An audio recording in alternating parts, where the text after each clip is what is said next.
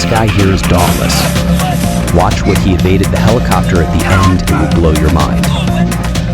The actions in this video are performed by professionals or supervised by professionals. Do not attempt. They are chasing for life. If he likes George Bush policies. He made them look like a bunch of fools. Do you think he will make it?